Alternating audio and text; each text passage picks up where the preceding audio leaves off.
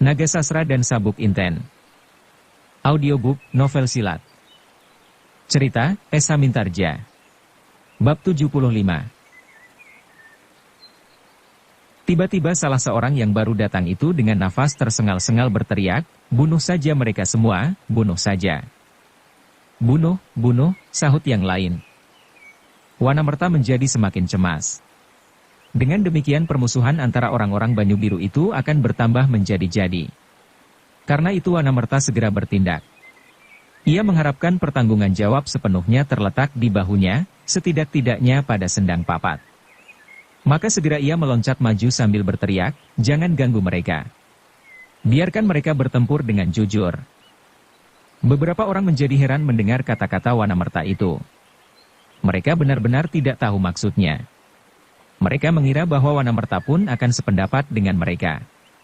Bahkan seorang yang berdiri di deretan paling depan bertanya, bagaimanakah perkelahian itu dapat disebut jujur?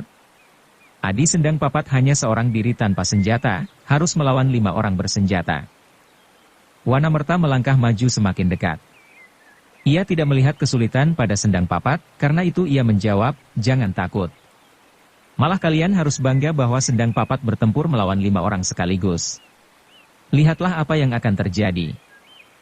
Tetapi Sendang Papat sendiri sama sekali tidak mendengar mereka merasa cemas, bahwa Sendang Papat akan mengalami bencana seperti adiknya. Kemudian tak seorang pun berbicara lagi. Mereka dengan seksama memperhatikan perkelahian itu. Tetapi bagaimanapun juga pembicaraan itu. Ia sama sekali tidak melihat Wanamerta dan tidak tahu bahwa sekian banyak orang, perhatiannya tercurah kepadanya. Yang ia ketahui adalah gelora dadanya sendiri. Gelora kemarahan yang meluap-luap. Sendang Parapat adalah satu-satunya saudaranya. Sejak kecil keduanya tidak pernah berpisah. Seolah-olah mereka mempunyai ikatan batin yang sedemikian eratnya. Sakit bagi yang seorang adalah sakit pula bagi yang lain. Tiba-tiba sekarang di hadapan hidungnya ia melihat adiknya jatuh berlumuran darah. Karena itu otaknya menjadi terguncang dan karena itu ia kehilangan kesadaran. Sedang 5 lawannya tiba-tiba menjadi cemas. Mereka melihat rakyat yang marah itu mengitarinya. Tetapi mereka merasa bahwa seolah-olah mereka telah terjebak di dalam kepungan. Karena itu mereka tidak mungkin lagi untuk melarikan diri. Dengan demikian maka mereka pun mengamuk pula. Mereka harus bertempur mati-matian, sambil menunggu perkembangan keadaan. Mereka mengharap Sontani datang membantu, atau Sontani akan datang dengan kawan-kawan yang lebih banyak lagi. Sukar kalau Sontani dapat menghubungi pasukan Pamingit. Apalagi ketika mereka mendengar kata-kata Wanamerta, mereka merasa bahwa orang-orang Banyu Biru tidak akan berani bertindak terhadap mereka. Sebab dengan demikian pasti akan terjadi bencana bagi mereka itu. Tetapi meskipun orang-orang Banyu Biru itu tidak bertindak apa-apa terhadap mereka, namun akan sama sajalah akibatnya. Sebab Sendang Papat yang mata gelap itu, tendangannya jauh lebih menakutkan daripada seandainya orang-orang Banyu Biru itu menyerang mereka beramai-ramai. Sekali-sekali mereka mencoba juga untuk mencari jalan melarikan diri, tetapi orang-orang yang berdiri di sekitar tempat itu sudah sedemikian tepatnya. Karena itu tidak ada pilihan lain, bertempur mati-matian. Demikianlah perkelahian itu berlangsung beberapa lama. Sendang Papat yang mata gelap terpengaruh oleh kemarahannya, melawan 5 orang yang mata gelap karena putus asa. Sebab setelah sedemikian lama belum juga Sontani datang membantu, mereka tidak dapat mengharapkannya lagi. Orang-orang yang ada di sekitar perkelahian itu, semakin lama menjadi semakin terpaku oleh perasaan kagum atas tandang Sendang Papat yang hanya seorang diri melawan 5 orang yang bersenjata. Bahkan Wanamerta sendiri pun heran melihat Sendang Papat bertempur. Seolah-olah kekuatan serta kelincahannya bertambah-tambah.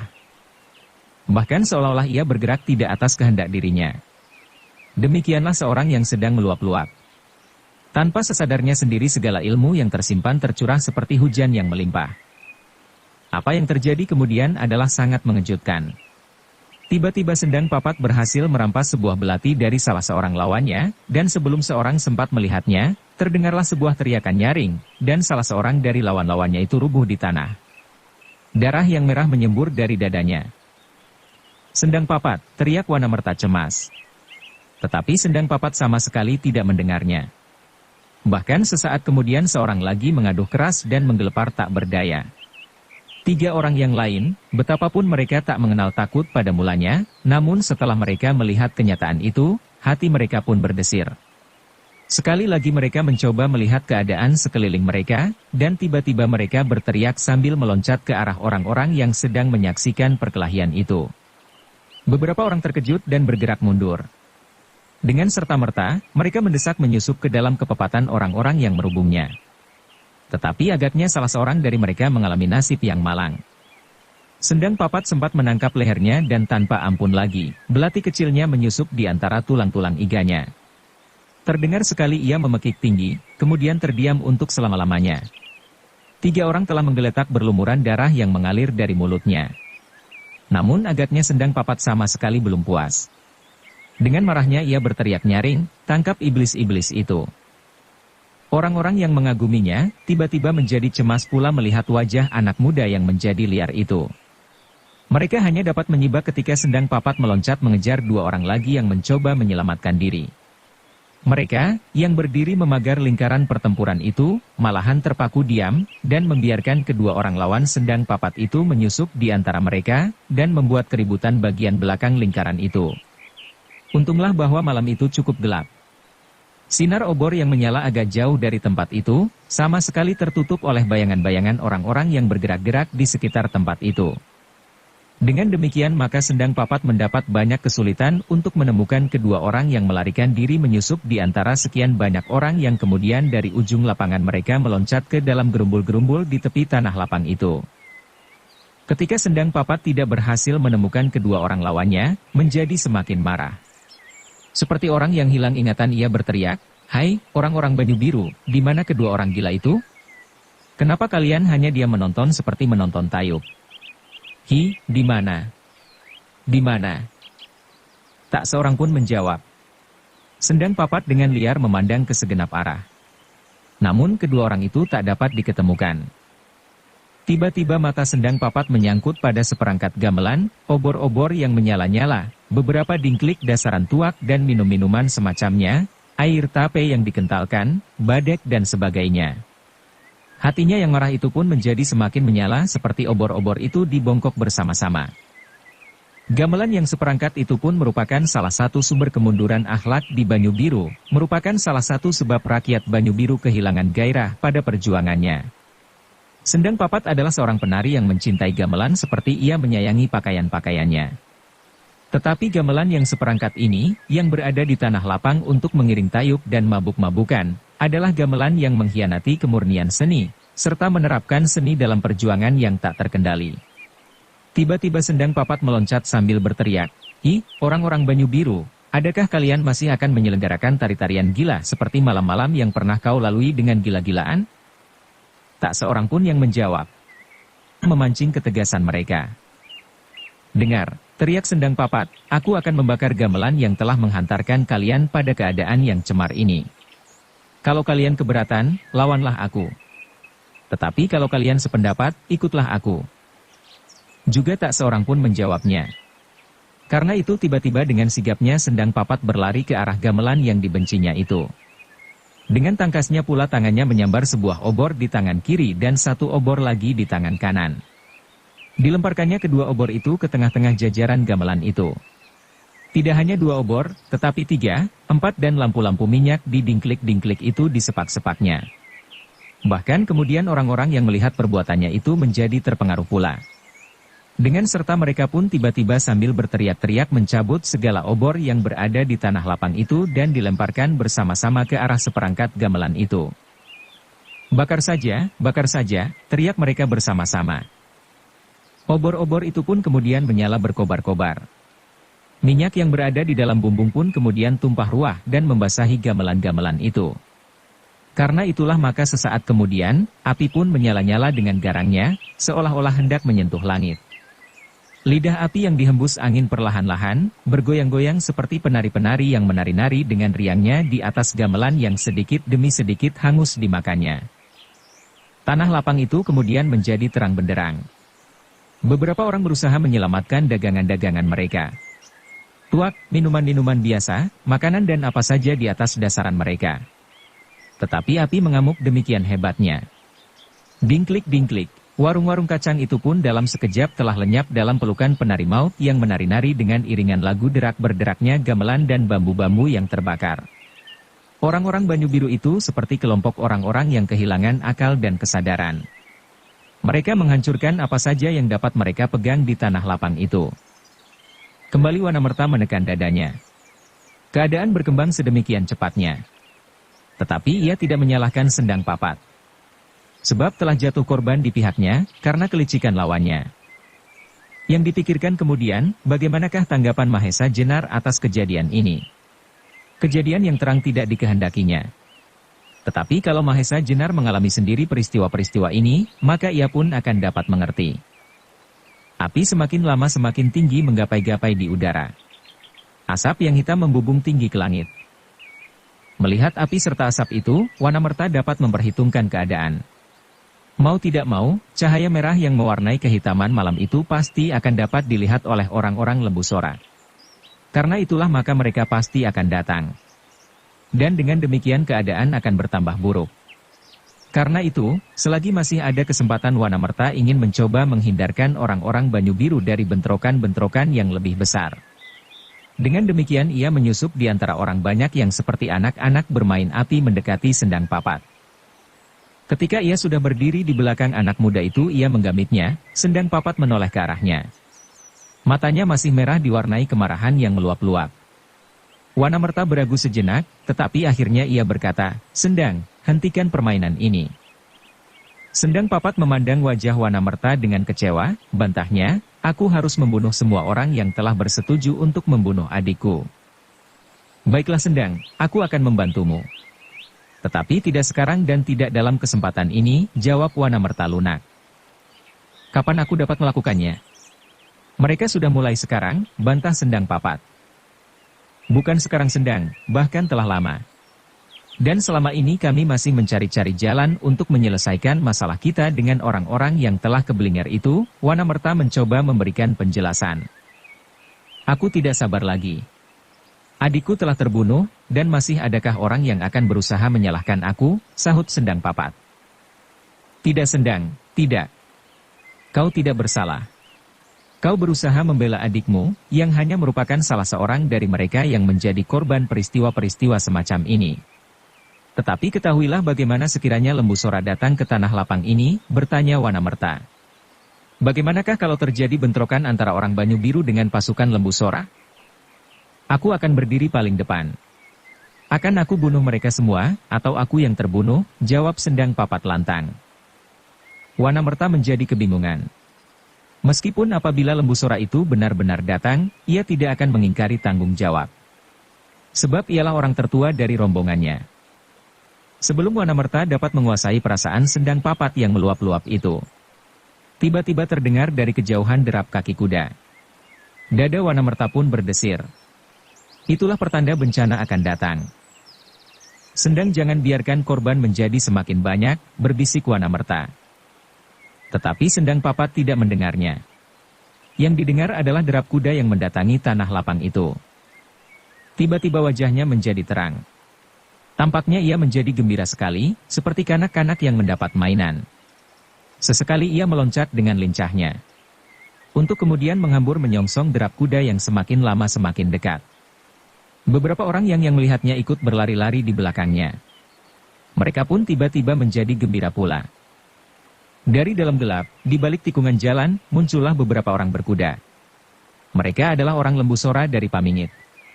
Wajah-wajah mereka tampak betapa garangnya. Cahaya api yang kemerahan itu membuat kesan yang seram pada rombongan berkuda itu. Pemimpin rombongan itu segera melihat api yang menyala-nyala. Mereka pun kemudian melihat orang-orang yang seolah-olah mengamuk.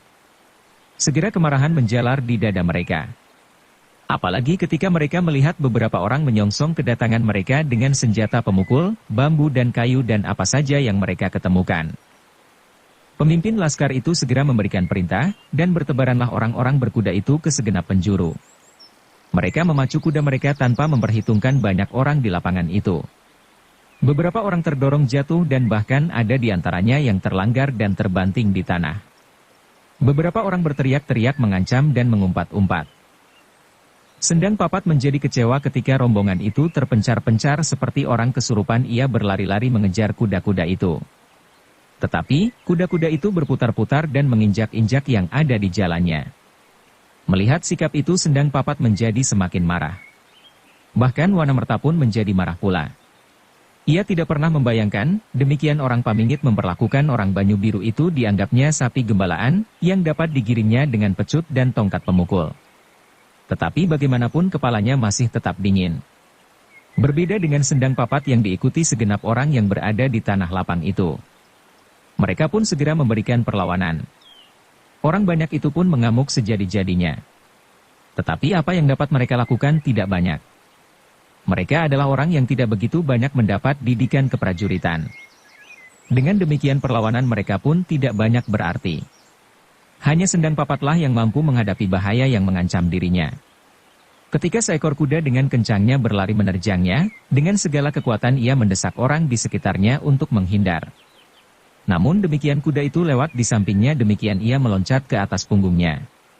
Sekali gerak, tangannya telah membenamkan kerisnya ke punggung orang itu yang kemudian terbanting jatuh. Dengan kuda itulah Sendang Papat melawan orang Pamingit. Tetapi Sendang Papat seorang diri itu pun tak banyak yang dapat dilakukan. Wanamerta kemudian tidak mengingkari tanggung jawabnya. Ia berusaha untuk mengurangi tekanan orang Pamingit itu.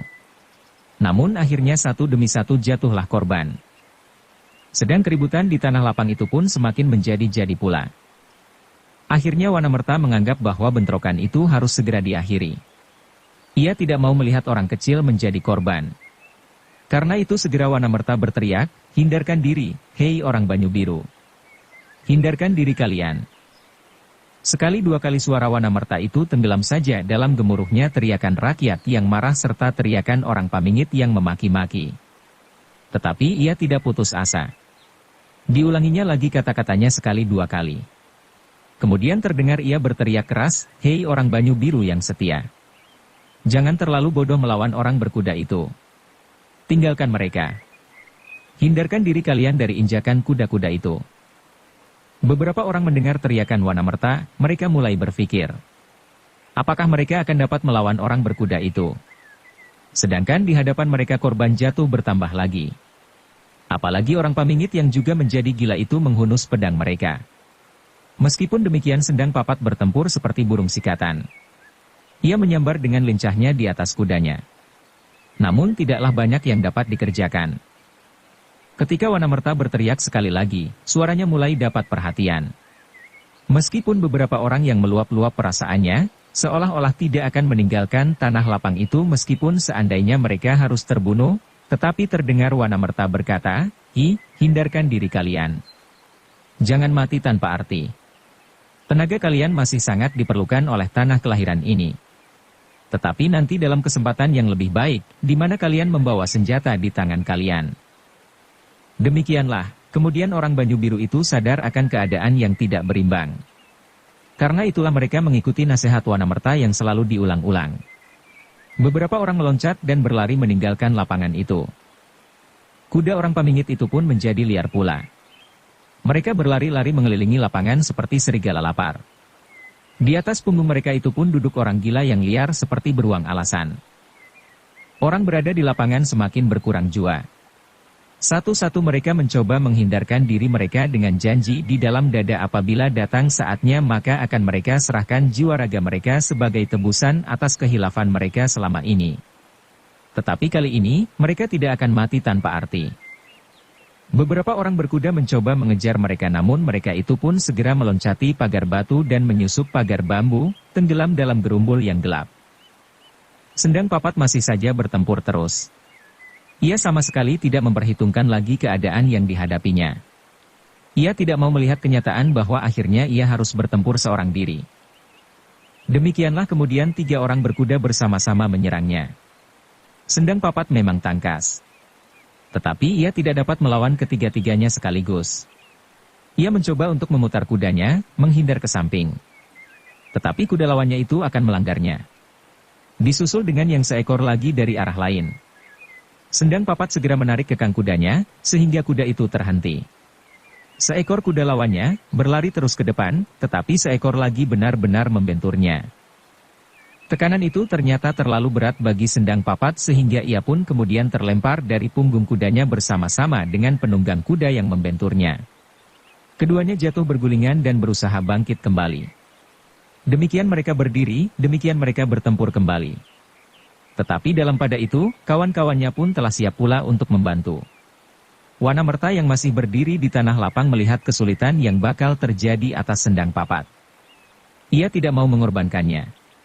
Adiknya telah terluka berat sehingga ia harus berusaha supaya kakaknya dapat diselamatkan. Tetapi lawan terlalu banyak.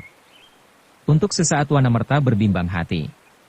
Ia menyesal bahwa Sendang Papat telah kehilangan kejernihan pikirnya sehingga seolah-olah ia akan membunuh diri. Tetapi ia tidak mempunyai banyak waktu. Bagaimanapun yang terjadi ia harus membantu anak itu. Karena itulah dengan secepat ia dapat, meloncatlah orang tua itu ke arah Sendang Papat untuk membantunya. Ketika seekor kuda menyambarnya, Sendang Papat masih sempat mengelakkan dirinya bahkan ia masih dapat menyerang lawannya, yang berdiri di atas tanah. Dengan demikian, Wanamerta masih dapat menyapanya sebelum ia digilas oleh kaki kuda orang pamingit itu. Yang mula-mula diucapkan Wanamerta adalah, "Sendang," suaranya perlahan sekali. "Adikmu mencarimu." "Hi," Sendang Papat terkejut, "Prapat?" "Iya," jawab Wanamerta. Sementara itu ia harus turut melawan-lawan Sendang Papat. Sementara itu seekor kuda sekali lagi menyambar mereka. Dengan ikat kepala yang diuraikan, Wanamerta berhasil menakuti kuda itu, sehingga kuda itu meronta dan melonjak tinggi. Kesempatan itu tidak dilewatkan oleh Sendang Papat. Dengan sigapnya ia meloncat, dan sekali lagi kerisnya membenam di tubuh orang itu. "Naiklah Kiai," teriaknya. Tetapi Wanamerta tidak sempat naik. Orang yang semula berkelahi melawan Sendang Papat menyerangnya. Ketika sebuah pedang menyambar lehernya, Wanamerta berjongkok merendahkan dirinya. Kemudian dengan kakinya ia menghantam lambung orang itu. Demikian kerasnya sehingga orang itu terlempar. Malanglah baginya, ketika saat itu dua ekor kuda bersama-sama berlari mendekati titik perkelahian. Kedua orang itu sudah siap untuk menusuk tubuh Wanamerta dari dua arah. Tiba-tiba seseorang terlempar ke depan mereka. Terdengarlah jerit ngeri. Tubuh itu pun dengan dahsyatnya terinjak oleh kaki-kaki kuda yang sedang berlari kencang.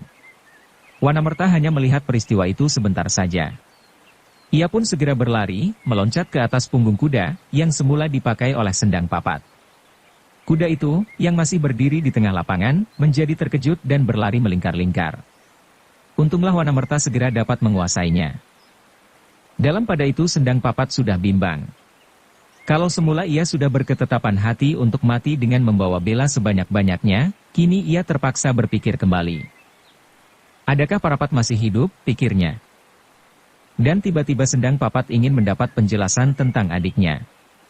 Karena itu Sendang Papat segera mendekatkan diri kepada Wanamerta sambil bertanya, "Adakah Kiai tadi berkata tentang Parapat?" Mata Wanamerta tidak terpelas dari para penunggang kuda yang telah siap menerjang mereka. Meskipun demikian ia menjawab, "Ya." "Bagaimana dengan anak itu?" Sendang Papat minta penjelasan. "Ia mengharap kedatanganmu." Mudah-mudahan ia masih tertolong. Wanamerta mencoba untuk memancing anak itu meninggalkan tanah lapang yang terkutuk ini.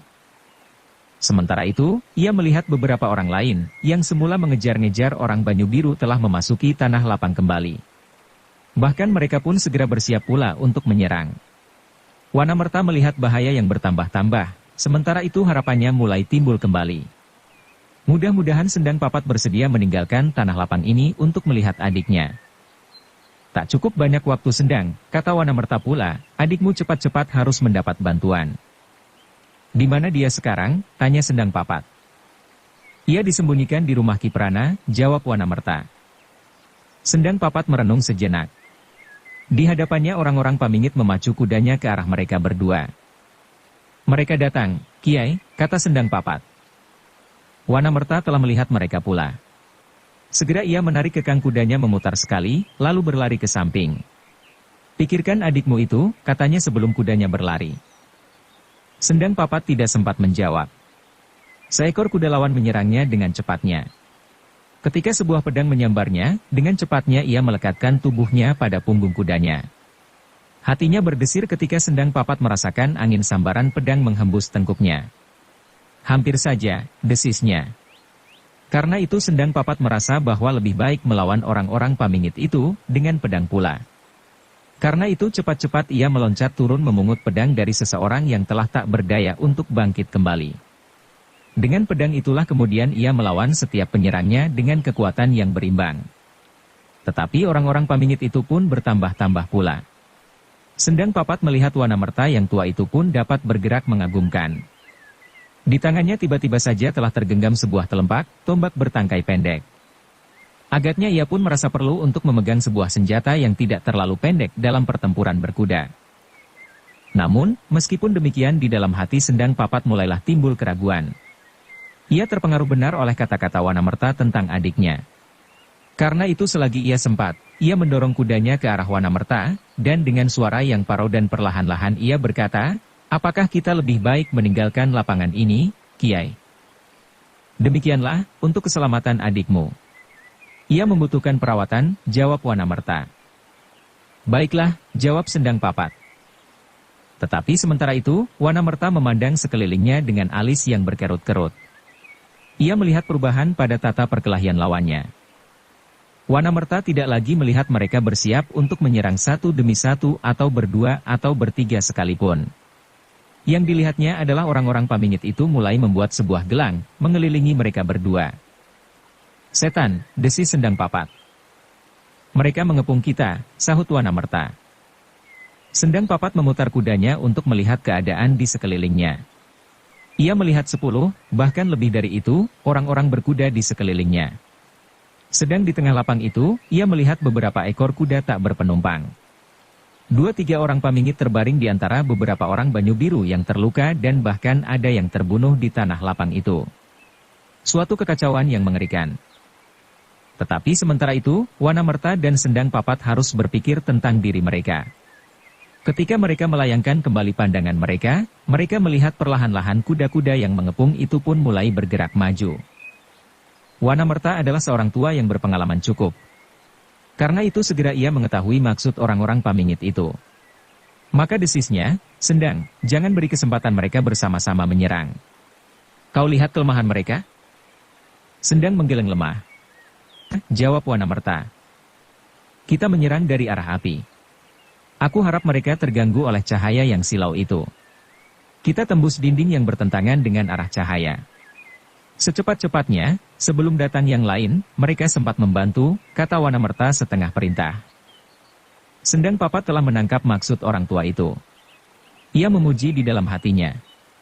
Tetapi ia tidak sempat untuk berkata apapun, sebab demikian Wanamerta selesai berkata, demikian ia menarik kekang kudanya dan memacu ke arah barat. Sendang Papat pun segera menyusul. Pedangnya berkilau-kilau kemerah-merahan oleh cahaya api yang sudah mulai berkurang. Namun cahayanya masih cukup besar untuk menerangi seluruh tanah lapang itu. Orang-orang pamingit itu terkejut melihat kesigapan Wanamerta dan Sendang Papat. Meskipun mereka sudah mengira bahwa kedua orang itu tidak akan mau menyerah begitu saja, namun serangan mereka berdua yang tiba-tiba telah menyebabkan mereka kehilangan waktu beberapa saat untuk menilai gerakan itu. Demikianlah, Wanamerta telah mencapai dinding kepungan itu dengan membelakangi api yang menyala-nyala. Setiap garis-garis yang tergores pada tubuh orang pamingit itu.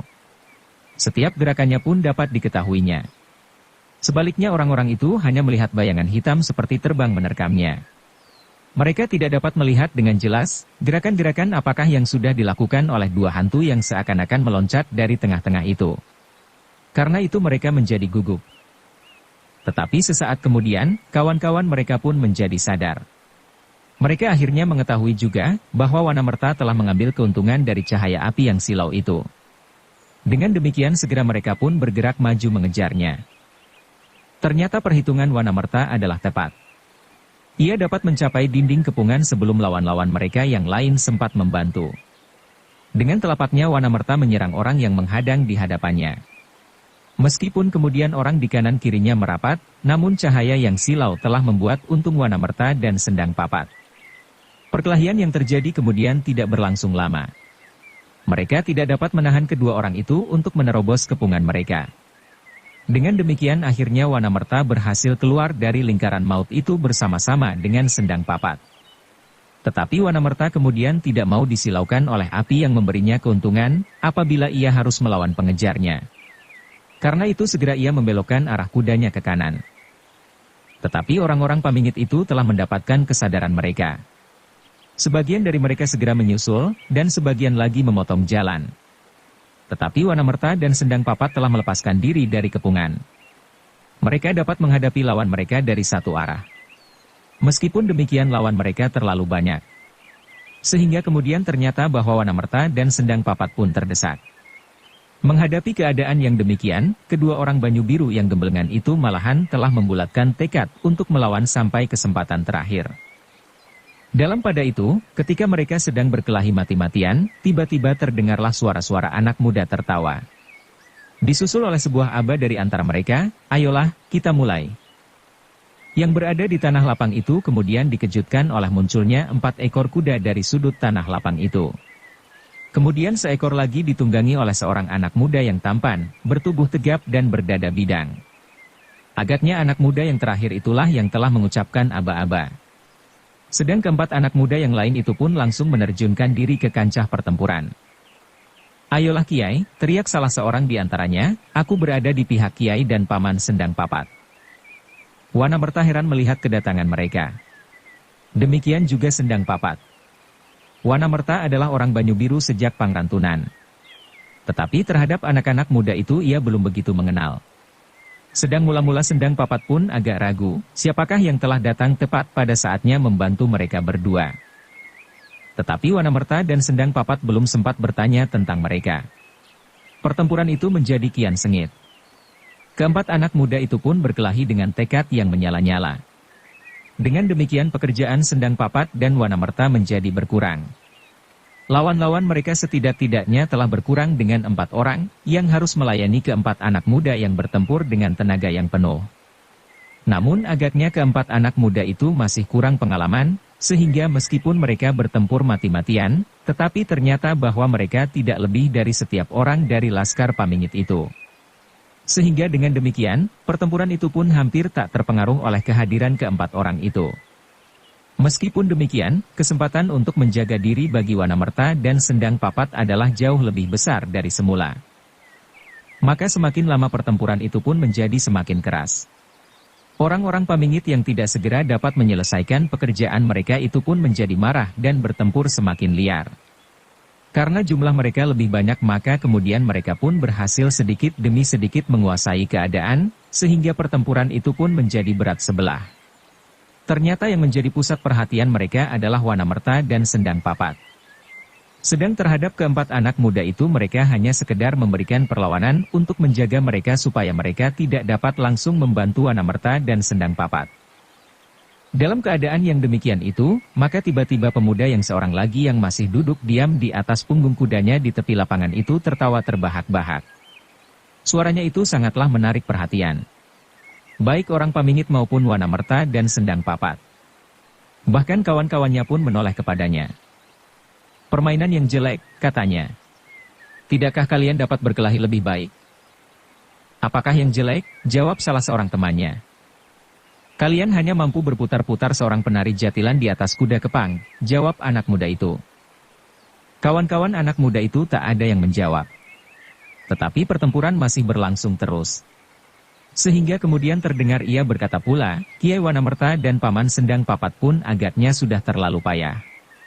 Tetapi cara-cara yang dipergunakan, serta gerak-gerak yang bersumber pada Paman Mahesa Jenar agaknya cukup menarik. Wanamerta dan Sendang Papat sekali lagi terkejut bukan main. Kenapa anak muda itu mengetahui beberapa unsur gerak yang dipelajarinya dari Mahesa Jenar? Kemudian terdengarlah anak muda yang gagah tampan itu meneruskan, "Tetapi sayang, bahwa Paman Sendang Papat kurang berhasil mengambil keuntungan dari gabungan ilmu Ki Ageng Supit Wanakerta dengan ilmu dari perguruan Pengging." Sendang Papat menjadi semakin heran. Ia belum pernah mengenal Ki Ageng Supit dari Wanakerta. Sedang yang dikenalnya hanya Wanamerta. Tiba-tiba ia tidak dapat menunda keinginannya untuk mengetahui serba sedikit tentang anak muda itu, sehingga sambil bertempur ia berteriak, "Aku belum kenal Ki Ageng Supit dari Wanakerta." "Kalau begitu," jawab anak muda itu, "Kakang Sendang pasti kenal salah seorang muridnya." "Siapakah dia?" tanya Sendang Papat. Wiraraga atau dalang mantingan, jawab anak muda itu. Kembali Sendang Papat keheranan. Ternyata anak muda itu kenal pula kepada Ki Dalang Mantingan. Sementara itu orang-orang Pamingit menjadi semakin mendesak pula. Sehingga akhirnya Wanamerta dan Sendang Papat benar-benar mengalami kesulitan.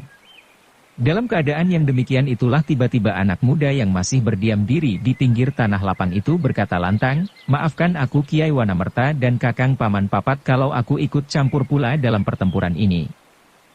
Setelah selesai dengan kata-katanya, segera ia mendorong kudanya untuk terjun ke dalam pertempuran. Mula-mula orang Pamingit itu tidak banyak memperhatikannya. Mereka mengira bahwa anak muda itu tidak terlalu jauh terpaut dari keempat kawannya. Tetapi ketika anak muda itu telah benar-benar bertempur, ternyata ia benar-benar mengejutkan. Dalam saat yang sangat pendek, ternyata ia telah berhasil melemparkan 2 orang Pamingit dari kudanya. "Gila!" teriak salah seorang yang terlempar itu dengan penuh kemarahan. Punggungnya terasa betapa sakit, sedang bajunya tersobek lebih sekilan. Dengan mengumpat-umpat ia berusaha untuk mengejar kudanya kembali dan dengan susah payah ia meloncat ke punggungnya. Demikian pula kawannya yang seorang lagi. Sambil memungut pedangnya ia berteriak, "Anak gila, agaknya kau pun ingin menjadi bangkai seperti Wanamerta dan Sendang Papat." Anak muda itu tertawa. Sedang tandangnya menjadi semakin mengherankan. Ia menyerang seperti elang untuk kemudian melingkar dan menyerang kembali. Ia tidak pernah menghindari setiap serangan, dan bahkan dengan tertawa nyaring ia melawan 2-3 orang sekaligus. Aneh, pikir Wanamerta dan Sendang Papat seperti berjanji.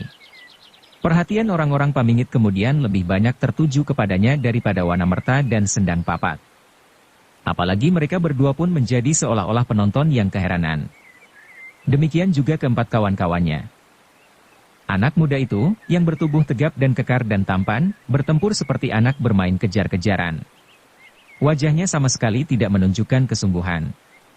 Sayang bahwa cahaya api yang semakin pudar, tidak memberi kesempatan kepada Wanamerta dan Sendang Papat untuk mengenalnya dengan baik. Dengan nada yang segar, anak muda itu berkata, "Hi, kawan-kawan dari Pamingit. Kenapa kalian bersusah payah mengejar-ngejar Kiai Wanamerta dan Kakang Sendang Papat, sedang orang-orang yang bersalah tidak kau tangkapi?" "Siapa yang bersalah itu?" teriak orang-orang Pamingit dengan marah. "Sontani dan orang-orangnya," jawab anak muda itu. "Omong kosong," bentak orang Pamingit yang lain sambil memutar pedangnya menyambar punggung anak itu. Dengan enaknya anak muda itu mengelak tanpa berkisar. Tetapi kemudian dengan satu gerakan yang sederhana ia telah berhasil memukul dengan tangannya.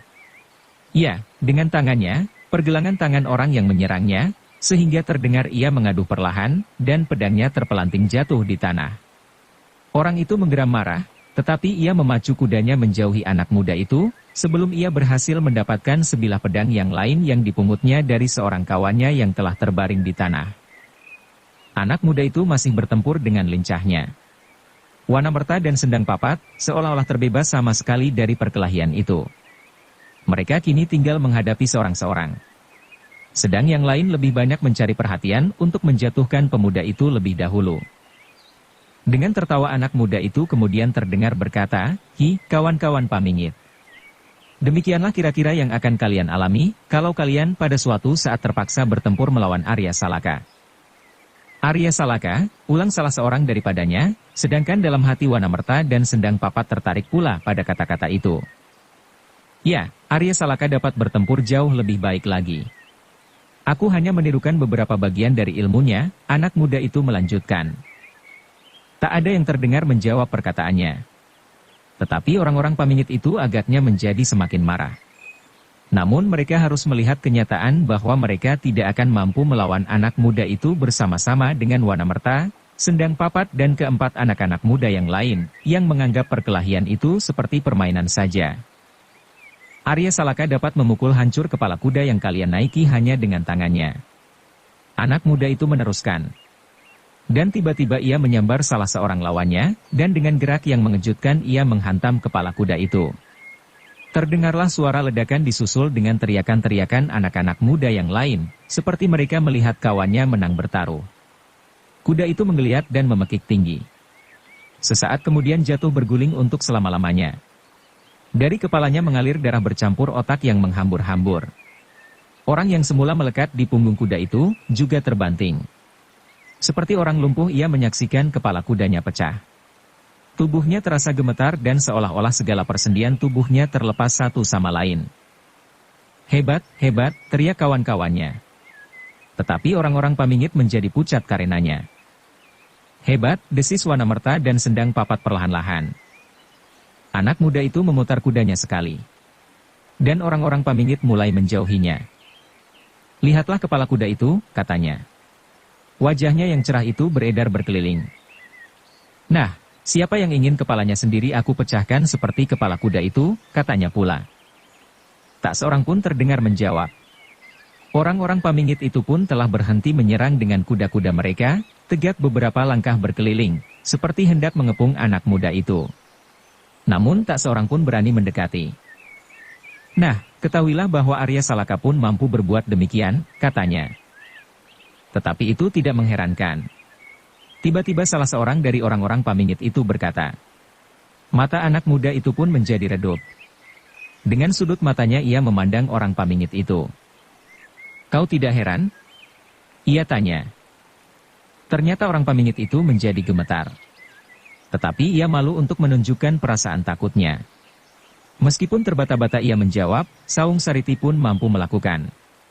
Ia memiliki aji lebur Sekethi. Anak muda itu mengerutkan keningnya. Lalu katanya, hebat. Memang, lebur Sekethi pun hebat pula. Sehebat Sasra Birawa dan Cunda Manik dari Gunung Kidul. Tetapi ilmu semacam itu pun mengenal tingkatan pula. Saung Sariti menekuni ilmunya sambil makan dan minum seenak-enaknya. Kalau ia lelah, ia dapat berbaring di tempat pembaringan yang empuk dan baik. Tetapi tidak dengan Arya Salaka. Bersambung ke bab 76. Dukung kami dengan subscribe, follow, like, komen dan share. Terima kasih.